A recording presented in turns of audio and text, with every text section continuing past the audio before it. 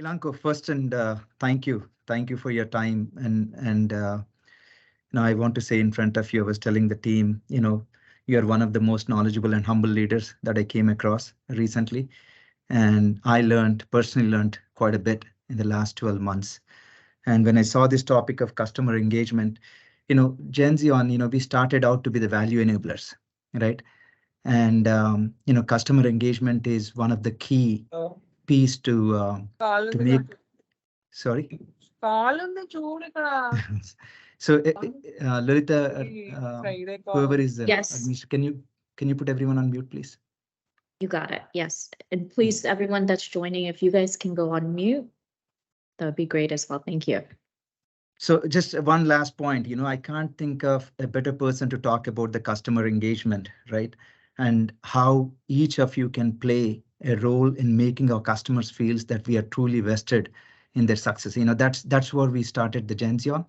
And thank you, Ilanko. Would love, this is a great opportunity for the team to learn from you.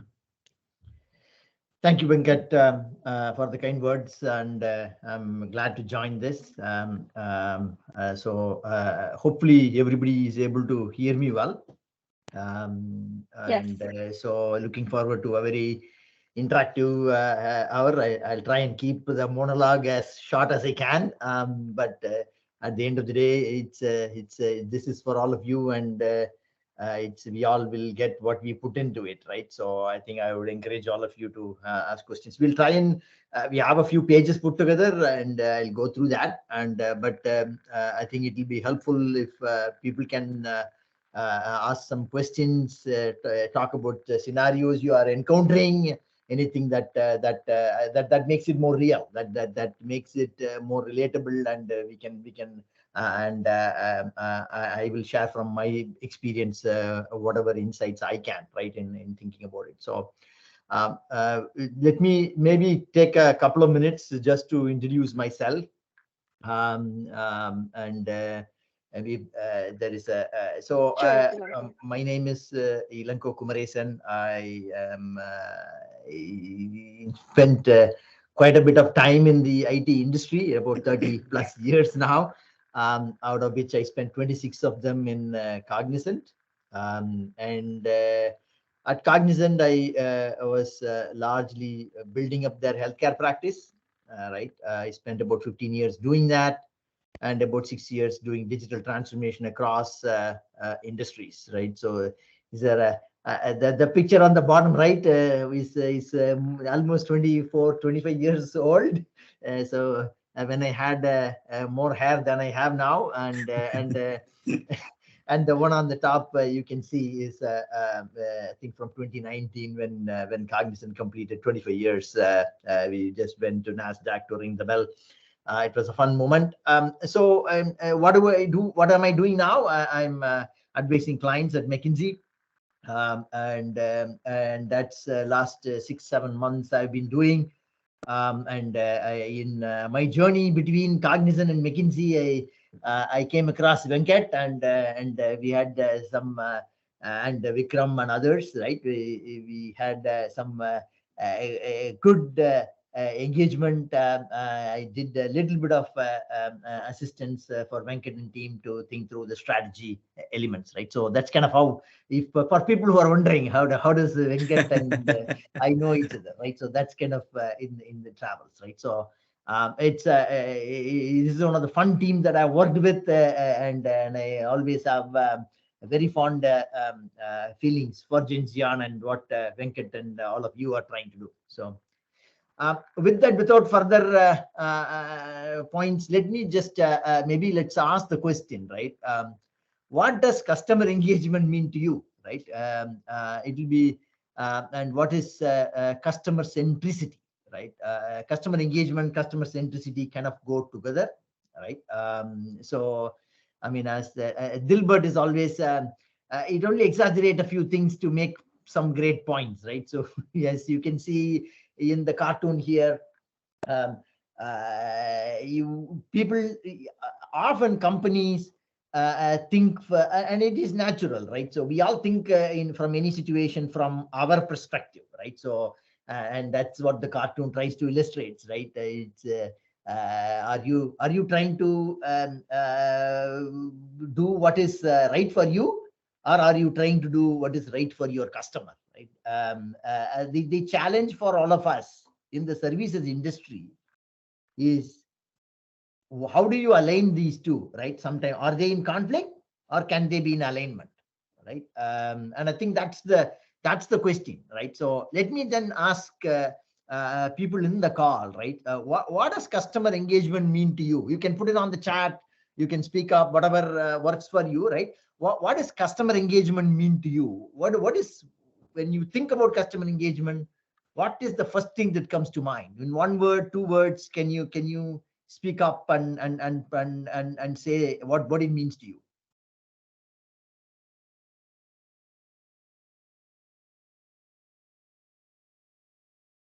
Building a good relationship with the customer.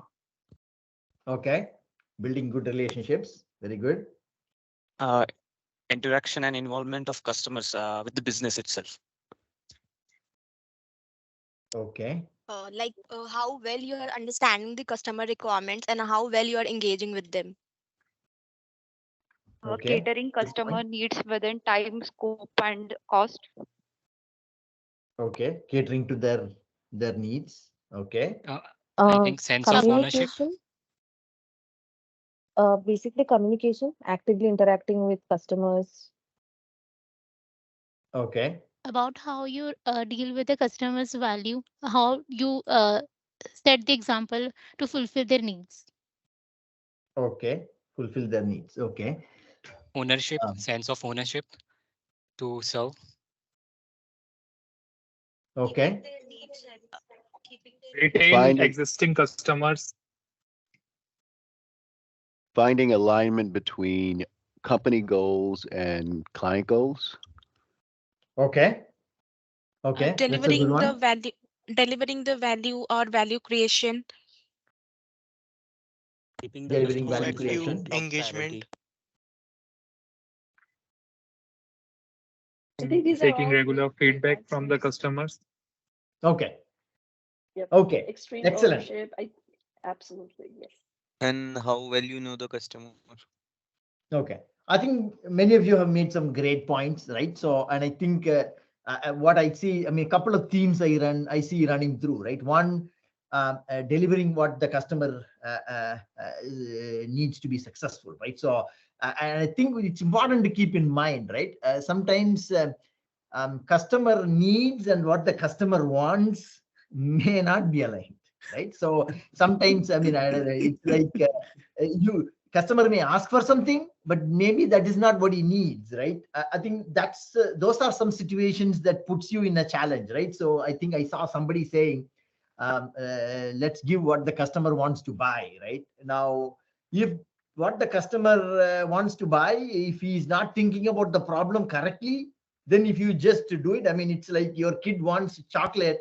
If you keep giving it, it's not good for the kid, right? You are going to have to learn to say no, right? I think that's good. That is also part of customer engagement, right? So we always have to remember that our role as a services organization is to make sure our customer is successful. And sometimes customer knows what he needs to be successful and he asks and you can do, then everything is aligned and it's relatively easy. But sometimes the customer asks for something, but you, with your experience and knowledge, know that's not right, then it is your job to educate the customer, help him understand that maybe, can you think about the problem differently, right? That's where true consulting, customer engagement skills come through, right? I think that is one. And the other point I'll make is, I mean, as Steve Jobs is, I'm a big fan of Steve Jobs, and I think you will see some quotes from that. And one of the meetings he said he's famous for not holding focus groups, right? In our industry and other industry, focus groups are a big thing, right?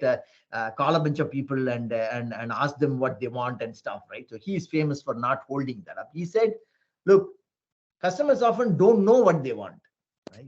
Until they actually see something. And I mean, so when they see that something is given to them, Oh, now this is what I've been waiting for, right? It's like iPhone, right? So or iPod, for example, right? They didn't come out of focus group discussions, right? It came out of an innovative thinking about anticipating a customer's need and solving it, right?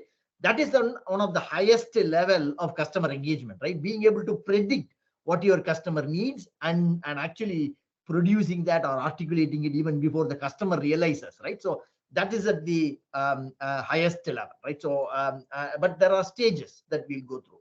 Now this is a question we wanted you to answer, right? Do you think we are a customer client focused organization?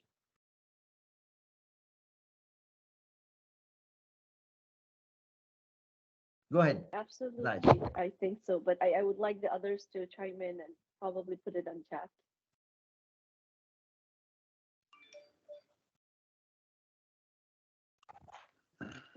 Okay, anybody who thinks no it'll be interesting to hear from anybody who thinks we are not client focused. It'll be if if you have a point of view that we should do if you explain why, that will be helpful as well, because for us to think about it. I mean, don't think in a big forum like this, if you say no, something is going to go against you, right? It's not the case, right? So feel free, be free, because that it is those instances that will help us all learn. So far, it's everybody's yes, Ilanko. Okay, very good. Let's move on, right? So now the second question is, if your client is dissatisfied, does it keep you awake at night? I mean, these are some of the questions to ask yourself, right? Do you feel your customer's pain? Okay, I see quite a few people answering in the affirmative. That's good. Your wife or husband in the house may not be happy about that, but I think it's an important trait in a customer engagement, right? If you people who live out the true creed of customer service, customer engagement, have to feel for your customer, right? Unless you can walk in their shoes and feel the pain they feel, it will be hard for you to empathize and do what is needed, right? Let's keep moving. Then Actually, earlier it used to be go ahead.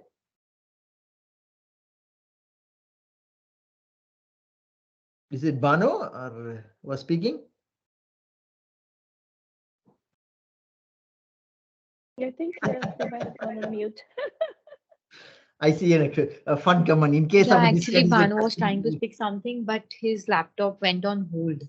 So that's why he cannot continue. So he has to call customer service. That's okay. Okay, very good. Okay, let's keep going. Sorry, Banu, you're back. Yeah, actually, I want to say this part. Earlier, it was like when the product was introduced in the market, so people were more driven to the products. Now the scenario has completely been changed in the market. Now it's a complete, I should say, it's a customer-based market, because customers are creating the demand in the market, and moreover, companies are supplying those products. Yeah, very good. So, I mean, obviously, couple of these two companies are kind of always, when you think about some of the highest level of customer satisfaction, brand recognition, companies that actually made their mark completely focusing on client, the gold standard, right? Or anything, if at all there is anything higher, are Apple and Starbucks across industries, right? So, and that there is a reason all the brand surveys, pretty much they are number one, number two in all over the world, right? It is it's not even just a product, it is a lifestyle choice, right? So it's they've changed how you even think about those products that they sell, right? So it's a statement. And that is the aspiration that everybody else tries to emulate, right? And it is a lot of books have been written, MBA case studies have been done as to how they have done that, but it is important to study that and keep it. And there are quite a few lessons for all of us in customer service to learn and emulate, right? So let's move on. In terms of so in our business, right, this is a problem that I often see, right? And especially people who grew up in India and in a culture of service, and so that's what this cartoon tries to illustrate, right? So do you think customer service means giving the customer what he wants, or is it something else?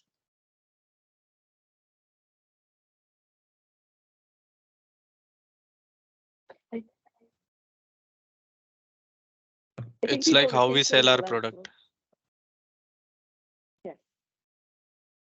I know in Genzeon, the engagement team here, Ilanko, right? Our motto is we want to do things in a very thoughtful and intentional way. But yes, I mean, speaking up and always saying yes or saying no, right? That's where I think there's a fine gray line between all of that. But yes, I would love to hear, what the team is thinking, even in chat. So have you guys come across this problem? We In your always said yes engagement? so far. Yes. Ilanko, we always said yes to the customer. And there are instances where we, the same scenario, right? We just say yes for the sake of it and then bear the burnt of it for a long time. Okay, so that is a problem. So I don't know, can anybody talk about why that is the case and how, because I mean, let's face it, especially for the leaders on this call, managers on this call, right? When you say yes to your client, always keep in mind that yes, you have a customer centricity, but you are putting your team in a very difficult spot, right? So especially people who are managers, people who are engaging with clients directly, there's bonuses on them to not only serve the client, but also, I mean, you're customer centric, but you also have to be employee centric, right? So no point driving your team. Being a slave driver is not a good reputation to have either, right? So it is a balance. So you don't say yes when it's not a reasonable request. It doesn't mean that you don't the key thing to remember here is, if you said no to your client, it doesn't automatically make you a non-customer centric organization, or you have a bad customer engagement. It is how you do it is the key here, right? I mean, I know you go to a shop in India. I mean, maybe I'm outdating myself. I lived in India a very long time ago, so maybe my examples are going to be a little dated. But often I go to a shop, I pick up something, and generally customer service in Indian stores, when I in the 90s at least, was pretty terrible, right? So it's like, if you want, you buy. If you don't want to buy, just get out, right? So it's like that, right? So so my experience, whereas that's not what is something we are asking. The client is asking something. Your job is not to just keep saying no, right? That's not the point, right? But there is a nuanced way in which you have to think about what the customer is asking. Based on your experience and knowledge, is the right thing for the client in where they are going, what they are trying to do, right? What I mean is, customer says, hey, I need 2 people, right? 2 Java resources, can you get me, right? You don't immediately jump and say, okay, where do I find these 2 resources, right? And shaking up the organization. What do you do first? You ask the client, Mr. Client, what are you trying to do? Right? That tells you a little bit. Now the client will share. The client will be happy that you care about what he is trying to do, not just trying to get bodies, right? So you have shown interest in the client and what he is trying to do. And B, it will immediately also help you understand the broad picture, what he is trying to do. And that way, led you to further conversations about maybe you don't need these two people. Think about the problem differently. Maybe we take it as a project and deliver you instead of just you getting two people from us, two people of your team, two people from somebody else. Instead, maybe we approach this problem differently, right? Where you can get better value, you can get a better, faster, cheaper an outcome for you. It may actually create a bigger project for Genzeon, a better outcome for the client. So how do you look for a better solution, right?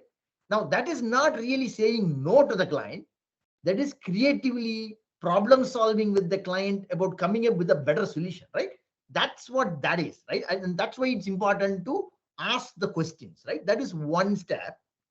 The second step is you are doing a project, the client is being unreasonable. I want this done in 2 days. You know that your team is already burnt out and they can't, or there is a holiday coming up and they can't. It is your job as a manager to navigate that gracefully with your client and help them understand where your team is. I mean, holidays are important in the US. It is important in India as well, right?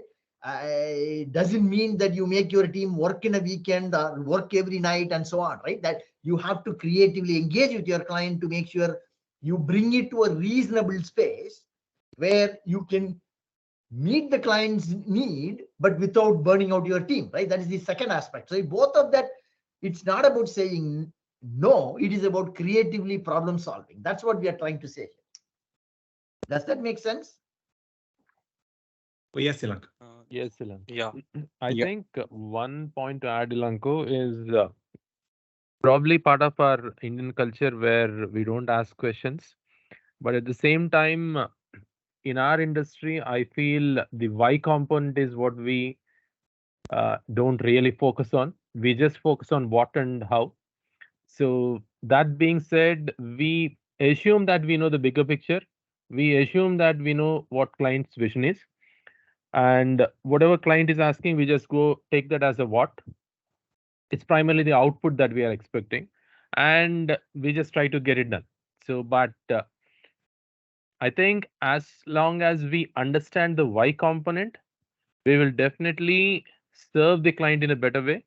And obviously, the relation that we have, the rapport that we build with the customer, that helps us get back to the customer and then be transparent with them. And then it makes easy for us to communicate the no with them. I think that's what is my learning so far on that. Okay, that's helpful. I see somebody in the chat box. We always say yes because we don't want to lose the client. What does everybody feel about that? In fact, I discussion?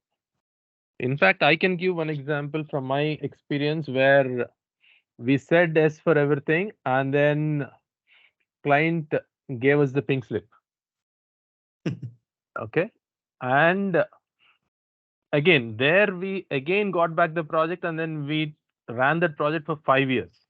And the only thing is the engagement or the relation that the leaders could establish, the team members could establish with the client actually helped us get back the project and then work on that, where we actually stepped down from agile to waterfall. And that worked out. Yeah. So I think the lesson that I take from that is that, I mean, challenging the client and creatively problem solving elevates your positioning with your client, right? That you truly become a consultant then. This is the difference between somebody who is just saying yes to everything and challenging the client and finding a better solution. Because at the end of the day, the client is also interested in getting things done in a better way. And why would he say no to that, right? So, and one of the things that Indian offshoring companies, let me mention this for people, Indian part of this is the legacy of how the offshoring industry has grown up, right? So I think there is a later slide that I let me talk about, and that will relate back to this point. But I think in the interest of time, let's keep going. I mean, this slide is just a funny way of saying if you don't say anything, that's also not helpful, right? That's all that. So Indians tend to have a habit of it is a stereotype, but I think there is some truth in the stereotype, right? So shaking your head and just smiling is something a lot of us do, and it's important to keep in mind that when you don't say anything, clients sometimes think that you have agreed, and you may not have, but unless you verbalize it, they don't know it, right? So it's important to speak up.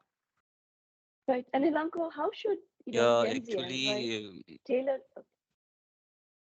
Go ahead. no, please go ahead, No Pranita. worries. I just wanted to move ahead. So my question for the broader org, because we're hearing of all of this, right? So how should we tailor our customer engagement, right, to meet the needs of the client? What should we be thinking about, maybe, and then we could move forward with your examples. Sure. You had a comment, whoever was speaking?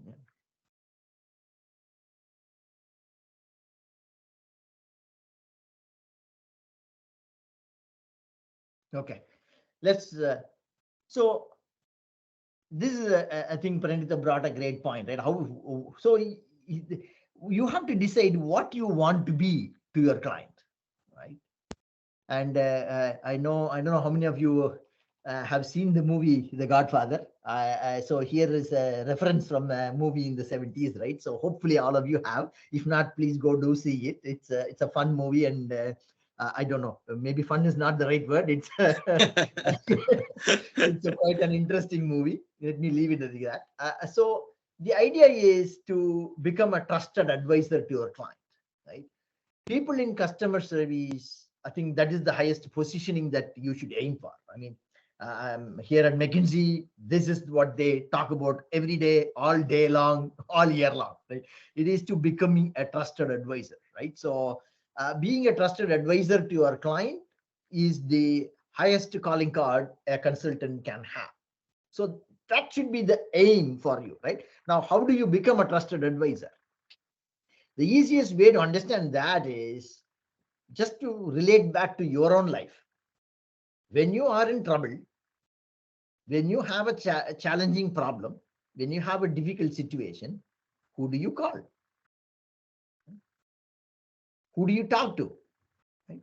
It could be your spouse, it could be somebody in your family, or it could be a friend. Right? What exactly are they doing? Right? They are doing what we are in the industry parlance call trusted advisor, right? That's what they are doing. Now, think back to your client relationships.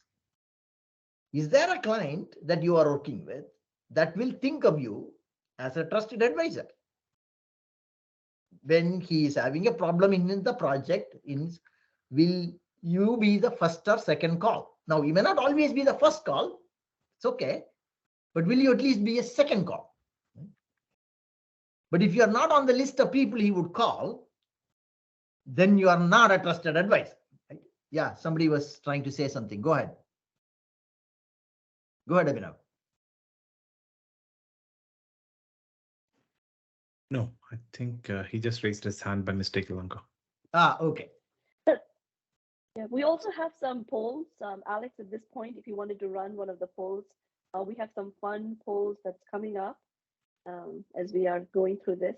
But I think we wanted to piggyback on this slide. Absolutely. Please do answer. So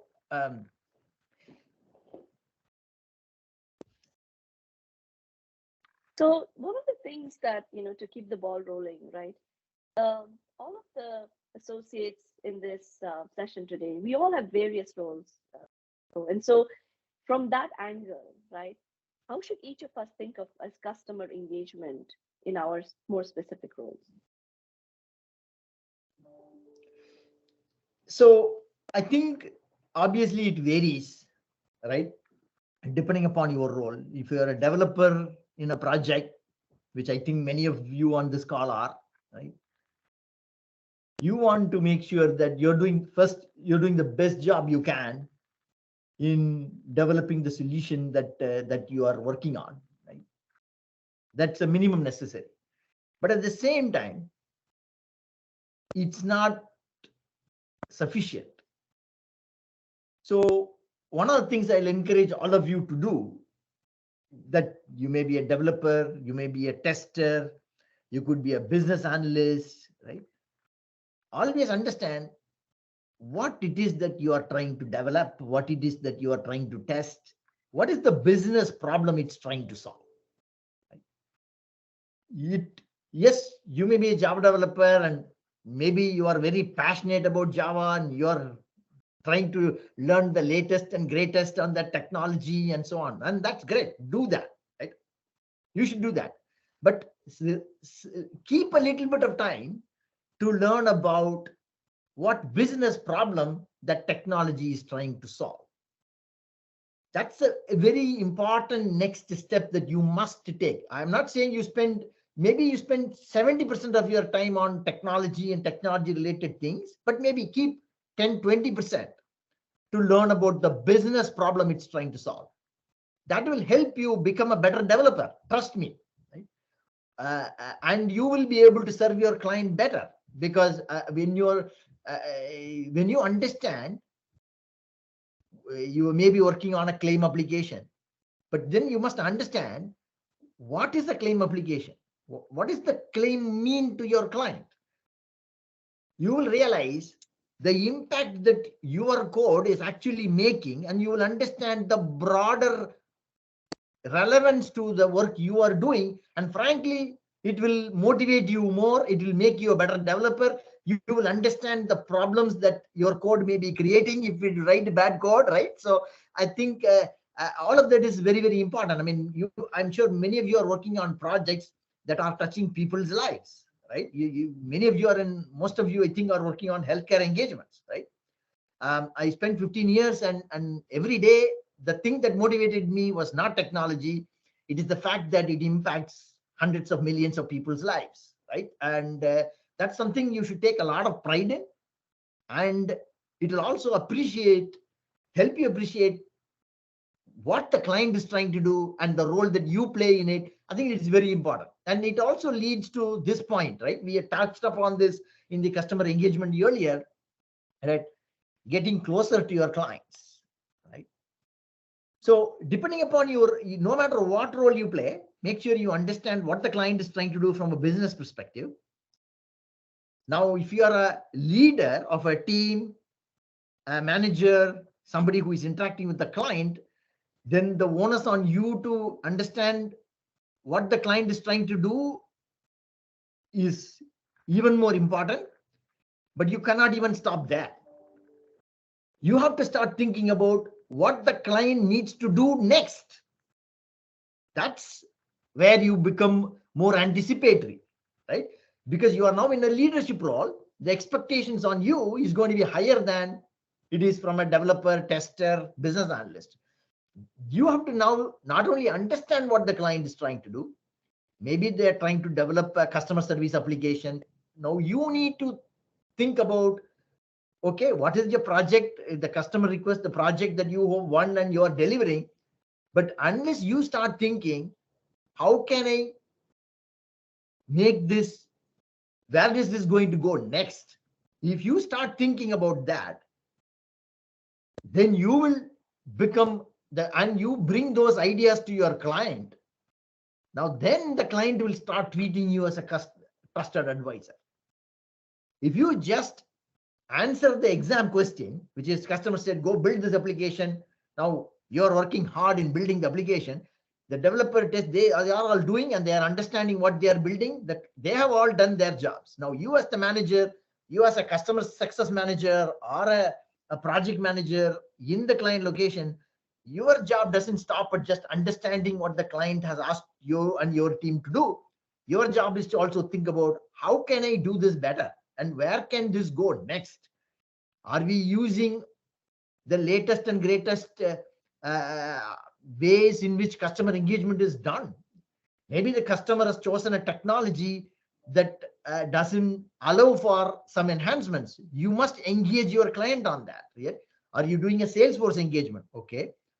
What about newer ways of, there are customer engagement platforms like a Braze or a Twilio or some other technologies that have come in the market. how do you improve, bring more MarTech into the engagement that will help improve. Dialogue with your clients about that. That is on the head. That's where there is different levels of customer engagement and a higher expectation as you go up the value chain. Does that resonate with you guys? Is that something that you guys are doing? Trying to do, Ilanko. Very good. Okay, so Ilanko, in follow-up to what you just explained. So from your past experience, can you share an instance where you had orchestrated a client engagement and make it successful to help in the Cognizant's growth? And what exactly made it happen? And maybe what were the key learnings that you can share with us? Okay. I'll try and make this as short as I can. I don't want to become a long story, but many years ago, I was having a role as a program manager to deliver a HIPAA compliance engagement. This is more than 20 years ago. And I came into the situation, the project was behind schedule. The leads were from the clients, but the developers were from Cognizant. Right. And within a few weeks of the role that I took on, it became clear to me there weren't enough people to deliver the project on the time that it was there. So I tried to convince the leads that were running the engagement that they don't have enough people.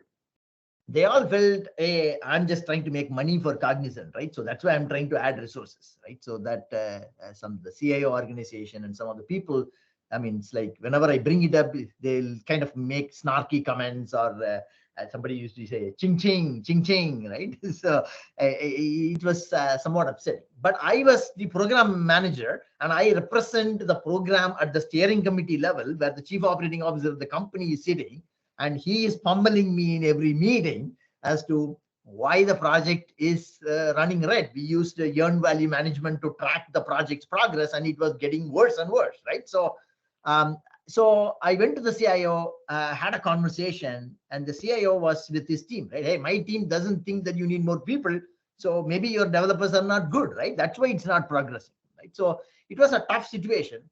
After a couple of weeks, a few weeks of this, I went to the chief operating officer, and I sat with him, and I told him this situation, right? So, and I explained to him why I think that the project needs more people. And I told him, you don't need to get the people from Cognizant. Get people from wherever, right?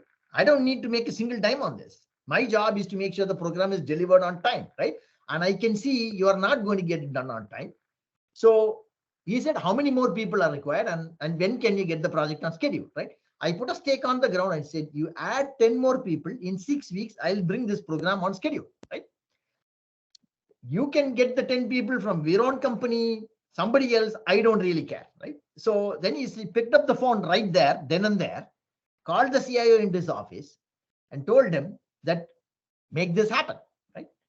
So, and I was able to convince them, and I got the 10 people, and I was able to bring the project on schedule, right, in the 6-week period.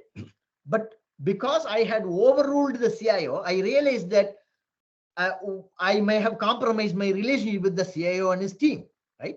Because I went over their heads to the COO. So I was very conscious of that. And I wanted to make sure that every step of the way, I give credit to the leads that were running the project. So I wrote a long email at the end of the 6-week period. I gave the entire credit to the leads that brought the program on schedule, not referring to I didn't try to spike the football and say, hey, I was right and you are wrong, right? But rather, I gave the entire credit to the leadership team. And they also realized a few weeks after they got the extra resources. And by the way, those 10 resources did come from Cognizant, by the way. Let's put that aside, right? But they also realized that they needed help, and they also felt the project is moving faster. And in 6 weeks, everybody was happy. The project came back on schedule, right? And I gave the entire credit to all of them. I have a printout of that email even today with me, right? It is, to me, it's one of my finest moments as a leader, as a program manager. But I learned many things in that experience, right? So When something is not going right, speak up and make sure that you are doing the right thing for the client. Number two, don't spike the football, right? That everybody is important and carry people with you, right? And that is very, very important, and give them the credit, right? So all of them came around. They were all very happy. They got the credit. We celebrated, and all the leads of the client got recognition for bringing the program on schedule, right? So that's the example I can think of as in a difficult. How do you turn around a difficult situation into an opportunity for better customer engagement? Thanks, Ilanko, for sharing That's this. that's a wonderful example. Thank you, Ilanko. Yeah, let's, in the interest of time, let's keep going. I want to make Yeah. sure people have time for questions as well. So this kind of slide gives you a little bit of how to think about the playbook, right? So in terms of from moving from labor arbitrage to an outcome-based model and approach, right? So how do you, so for many of us in this industry, I mean, labor arbitrage was done about 10 years ago. Anybody who is going to offshore is probably already offshore, right? So it's not a differentiator really, right? So you have to bring more than just labor arbitrage. You need to bring a higher level of engagement, productivity and tooling. And of course, now with Copilot and Gen AI and everything, there is even more expectation on productivity. So whoever is technical in this call, I hope you are all looking at and I'm sure Vikram is looking into it, right? So what Gen AI can do for developer productivity and how to improve. Clients are seriously looking at it. So you need to make sure that you are looking at it. So make sure you elevate your capabilities and in all of it, right? So that's important. And then from a relationship standpoint, I mentioned an example, right? At different levels, understanding of the client, and always think about how do I make my client be successful, and you have to be one step ahead of your client, right? That's what great customer service is built on, right? So understanding your client is important, and don't get me wrong, but if you can understand and actually elevate them further, those are the customer service companies that are truly great, right? That is very important. And of course, from a delivery standpoint, predictability, being best in class, continuous improvement, these things are very critical, right? So now if you go on further, right? So I want to say, this is a way that to think about it, right? So from winning clients to winning markets, CIO to transformation and business relationships, and instead of reacting right in a knee-jerk fashion, can you become more proactive and predictable, right? So always ask the next level of question, right? So it's about not just delivering to the spec. Don't get me wrong, delivering to the spec is critical, right? It is very important, but you need to go beyond that for a great customer experience. Go ahead, Manu. Actually, I have this question in my mind regarding why over these years, from last decade or so, this building this customer experience has been a vital part in the industry. Let's say in every industry, it doesn't mean that it belongs to IT field or somewhere. Why this customer experience has been the vital part? Yeah, I mean, you think about your own experience, right? You go to a store, you want to buy something, they don't treat you nicely. Will you go to that store again?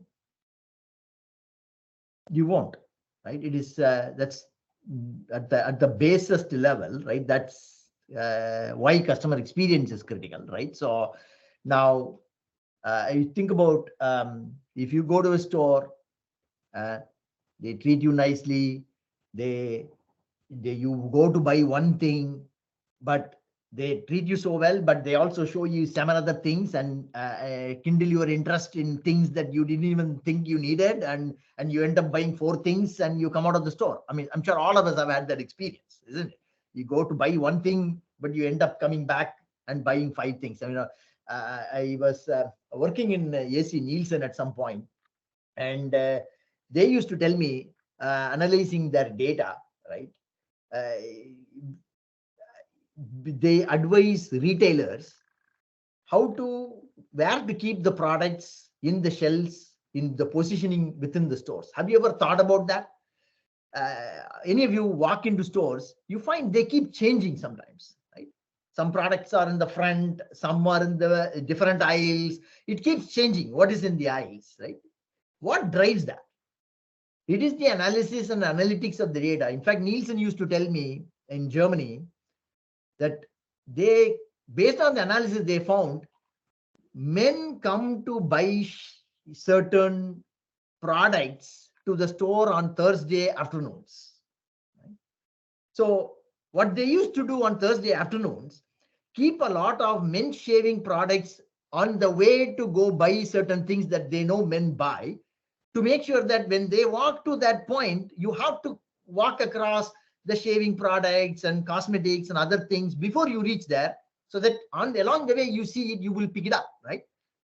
That's using analytics to improve your business, but also a better customer experience. You see it, so that's the way. Even, I mean, retail has been worried about customer experience and improving their business through analytics for a very long time, right? This was what I'm talking about, was done in 90s, right? So so today the capability that is available to be able to predict customer experience, to understand customers, what they do, how they do, is all important, because then you give the enhanced customer experience equals enhanced business. I mean, that's the easiest way I can answer your question, Banu, right? At the end of the day, why does a business exist? It exists to maximize its business and its profits to its shareholders.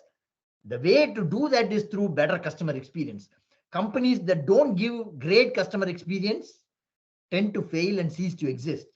There are so many examples out there in the industry, right? If you look at the ones that have truly succeeded, they are the ones that give the best customer experience. That's why it is so important, and it is timeless. Let's move on. Actually, yeah. Yeah, for sure. Actually, I've been a keen admirer of Steve Jobs, and when he launched Mac for the very first time, uh, he brought this concept of think different. So, how exactly has he figured out the way that this campaigning think different will work in a certain manner?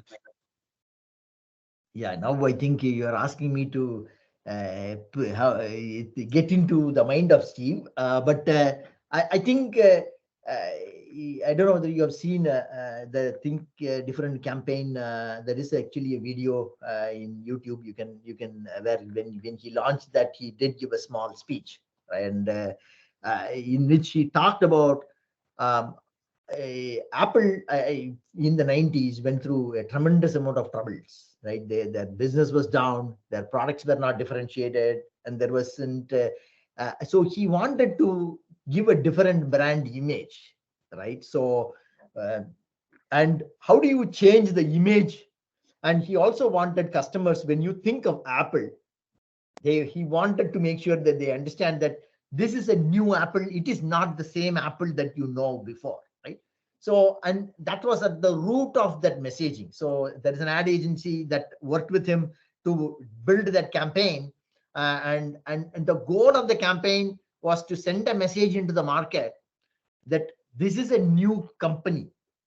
This is yes, it is Apple, but it is completely different from what you know, right?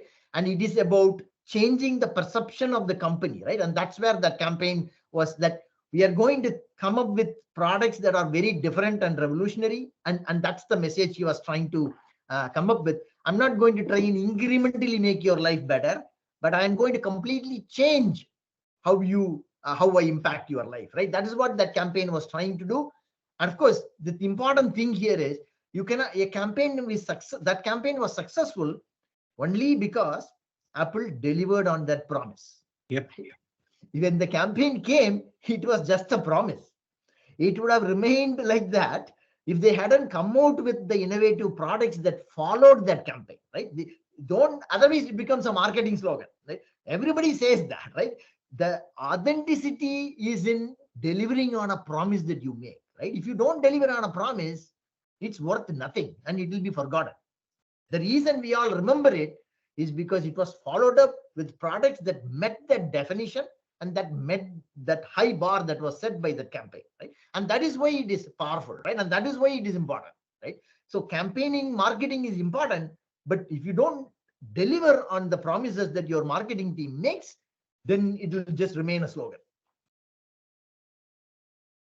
I know we only have 8 minutes left. Let's move on. This slide, so one of the things, if you look at the evolution of the industry, the first 10, 15 years in the industry was more about order taking. In 90s and 2000s, right? It was more about, Mr. Customer, what do you want? I'll build it for you, right? That's what it was about, right? Indian industry grew up like that.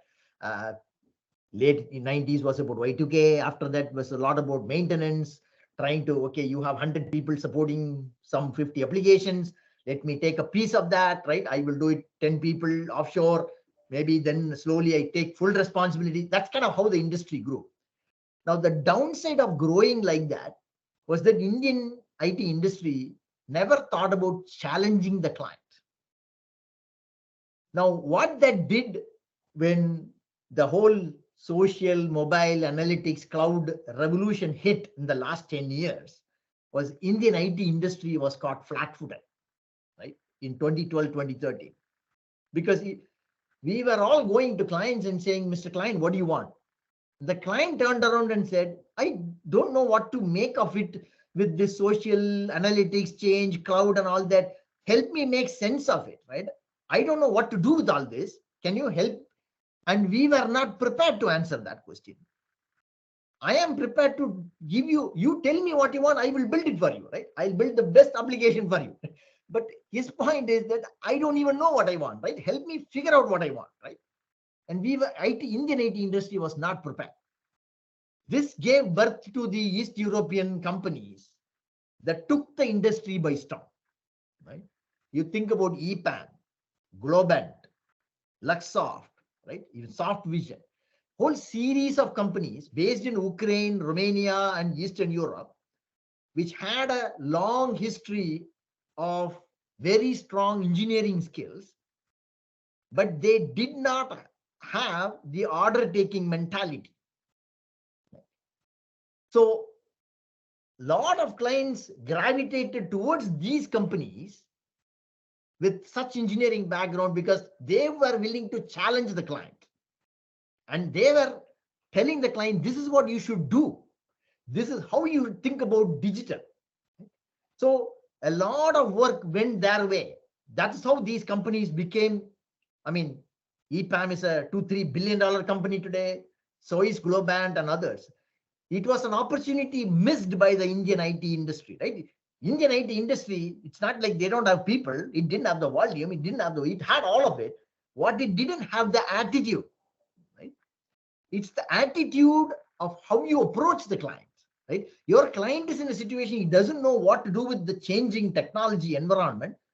And Indian IT industry wasn't prepared to advise the client. Now, over the last 10 years, Indian IT industry has learned from the Eastern Europe side of things, either by just absorbing them as part of it. Like Cognizant went and bought Soft Vision because we felt we needed to break them part of it so that we can actually help train the rest of the organization to think different, right?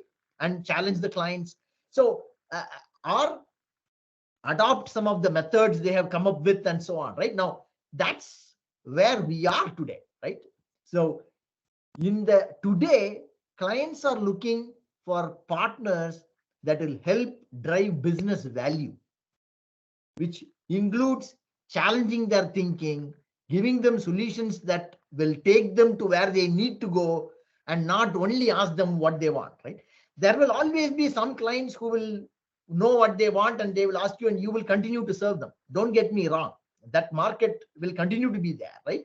But if you want to truly elevate your positioning as a company, you have to start being willing to challenge your client and elevate their help them be more successful, right? And that is an important trait. It's an important lesson for the Indian IT industry, and it is an important lesson for all of us to keep in mind to stay relevant as we continue. Let's move on. I know we only have a few minutes left. Pranita, how do we want to use the next few minutes? So what I was thinking is maybe, Ilanko, towards the end, now that we have a few minutes, maybe talk to us about some of the best practices, right? What should we really do as a company? Because customer needs are evolving, and we want to make sure that we are thought of as a thought leader and not just, an order taker, right? That's the identity that we want to form for ourselves. Yeah. So I think the next couple of slides, I mean, I'm sure Pranita will share this with you, right? So as to, okay, how do you become customer centric, right? These are just some questions that you can ask yourself to understand, right? As to understanding the client, understanding the industry. And if you go to the next slide, right, it gives you a set of questions to ask. And customers, it is actually quite a bit of work involved to become customer centric, right? You have, I mean, there is a science behind it. It's not just an art. You may think, some people are born salespeople. They are able to understand the customer better. I am a technical guy and I don't have that skill, right? That's not the right frame to think about it, right? It is a question of, if you are interested in becoming customer centric and understanding your clients, you have to do the work. Nobody is born with the knowledge, right? You have to take the step to understand what is the industry in which your client is operating. What are the things that are happening in the industry, right? Whether it is regulatory, whether it is new market trends, right? Whether it is a new product. I mean, like Gen AI is now impacting every industry. Every client that I talk to, within the first 5 minutes, Gen AI comes up in the conversation, right? Because it is top of mind. Right or wrong, you may have your own point of view about Gen AI and ChatGPT and everything else, but you better understand, because your client is thinking about it, right? You need to understand its implications. Then you have to understand what are the products your clients have, and what is in your area where you are working in. You better understand all the products and where your product fits into the ecosystem of product the client has. That will help you understand your client's situation within this industry. And of course, you should, as often as possible, listen to industry experts. There is a lot of thought leadership material out there in Google, right? So, I mean, whether it is McKinsey, Deloitte, I mean, Deloitte puts out a great industry outlook, right? Healthcare outlook of Deloitte is a great source for you to understand what they see in the market, right? It's available for anybody. You can download and read it. You just have to make the time to read it about the industry, right? Or in another industry for that matter, right? So look at and absorb that, right? Subscribe to some industry magazines, right? Healthcare, there is a bunch of industry magazines that are there. Many of them freely available. Some of them you have to pay. You can read that. I think those are all important ways in which you understand the industry. And then, of course, you have to talk to your own clients, not only in one-on-one, but also have systemic. I think there is plan to do customer satisfaction surveys and get that feedback, and that will help you understand what are your customers feeling, right? We did great work in 5 projects, but when you ask the client, is the customer delighted? Is he giving you a score of 5 out of 5, right? I think all of us have used Uber and everything else. I mean, we all know about the ratings, right? So it is very, very important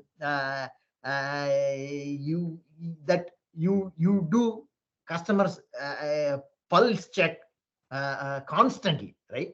Yes, you do it once a year with all of your clients, but at the end of projects also, as project leaders who are on this call, you must get feedback, record it, and track it, right? And that will be important for you to learn and improve, right? That's the only way this works. And so all of these are important sources. All of it will help you become more customer centric and improve your customer engagement. Let's move on.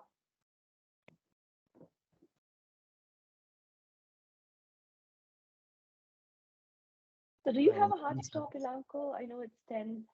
Yeah, so it's okay. I can go for a few more minutes. So I mean, this is just an example of how customer engagement makes a difference, right? Dunkin' Donuts, for those of you been in the US, has been around for a long time, right? And Starbucks was it was started much later. But today, so how did Starbucks take the market share from Dunkin'? Right? For people who have visited a Dunkin' Donut and visited a Starbucks, you know the difference, right?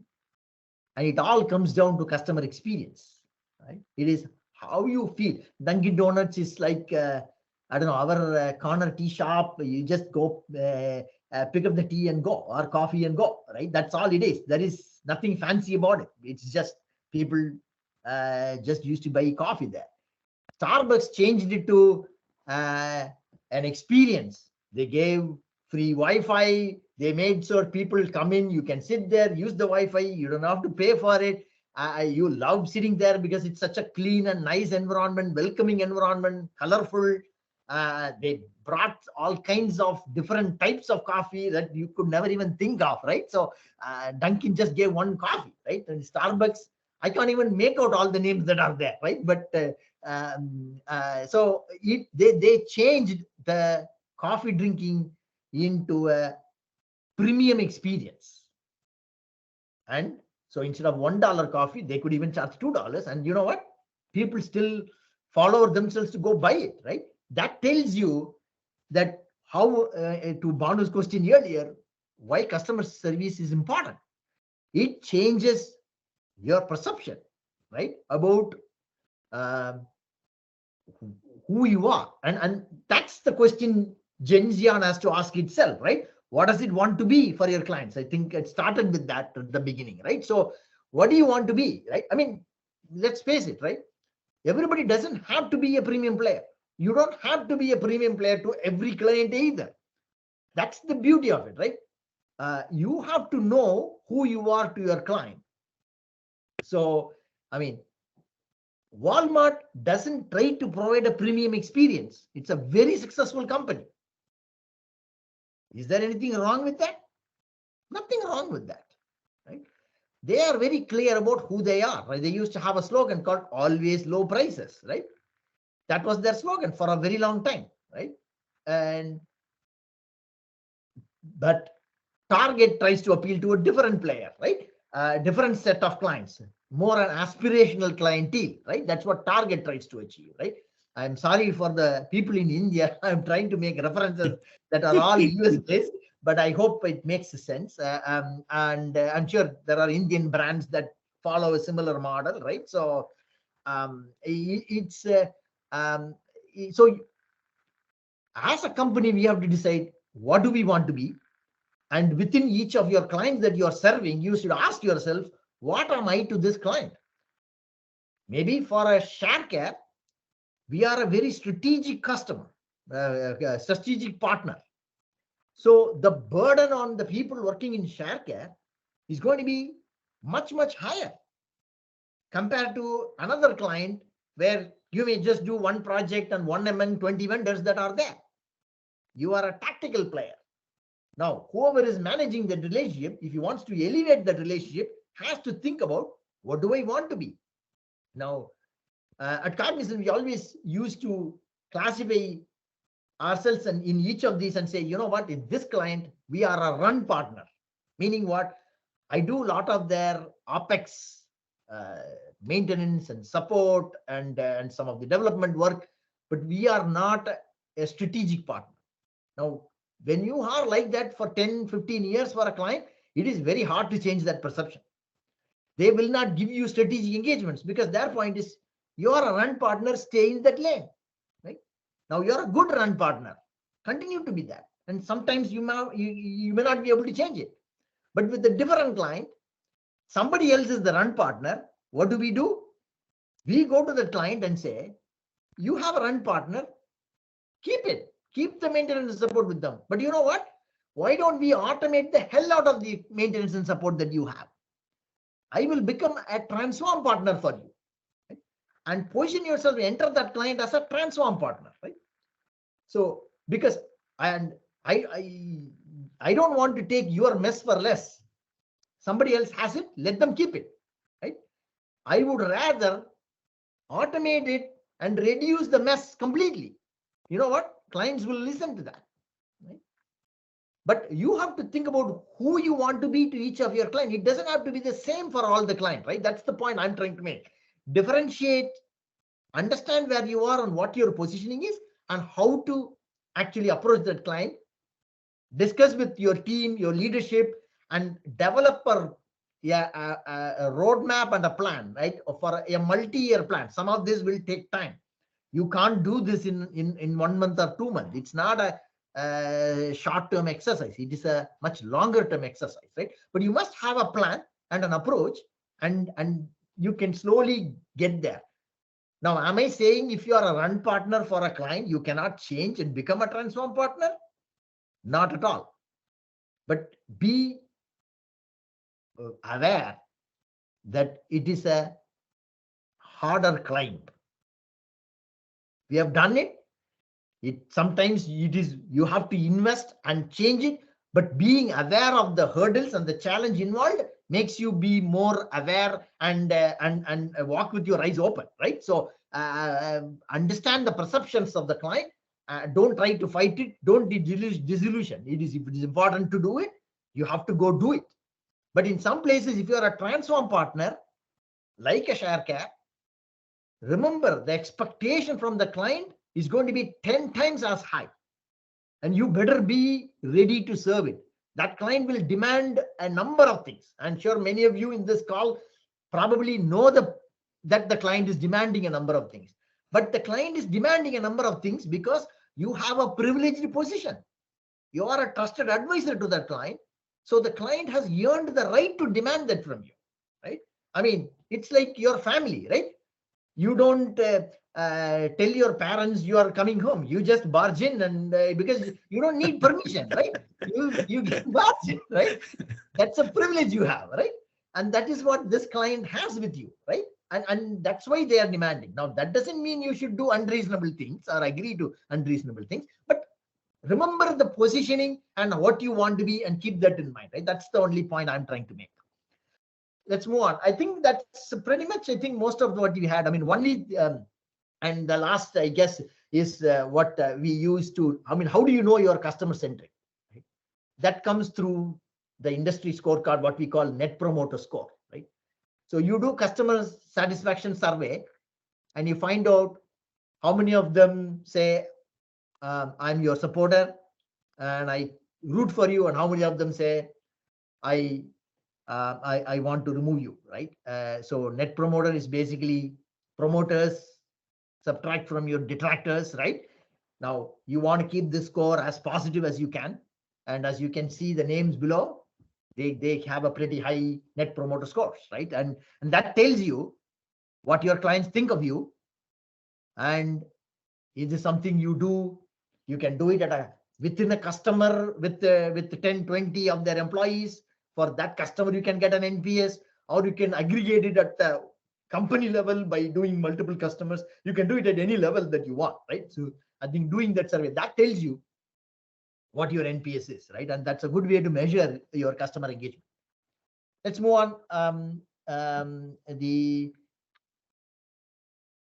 So only other thing I asked for, I would challenge all of you, is pick up few people in your own client, think about what their top 3 priorities are and what your differentiating qualities are. Note that down so that give it some thought, capture that, and then make sure you prepare a briefing for your client and go have those conversations.